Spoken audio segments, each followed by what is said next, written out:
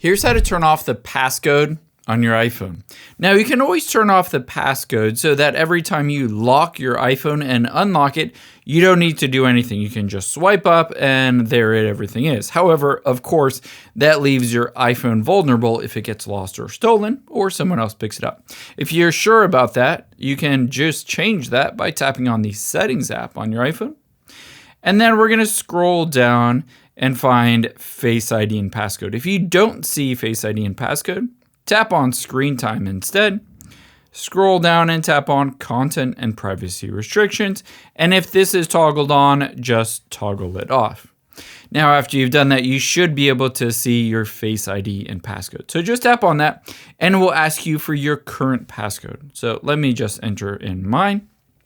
And now what you're going to do first is turn off Face ID. You need to reset the Face ID and then you can delete the passcode. But to remove the Face ID, you need to scroll down and tap on Stolen Device Protection. And again, if this is turned on, you need to toggle this off. This helps basically protect your phone in case it's stolen. Next, let's tap the back arrow, and from the top here, we're going to tap on Reset Face ID.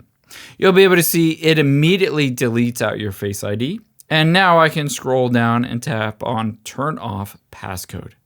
From here, it does say that essentially it will remove all of the hidden apps. It'll remove your Apple Pay cards, etc. All you need to do is tap on Turn Off if you're sure. And then it will ask you for your Apple account password. Just enter in that Apple account password, and you might need to enter in the passcode as well for your iPhone, and then you can fully turn off the passcode.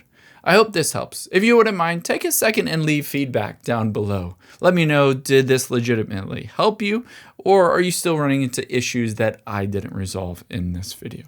Thanks, guys.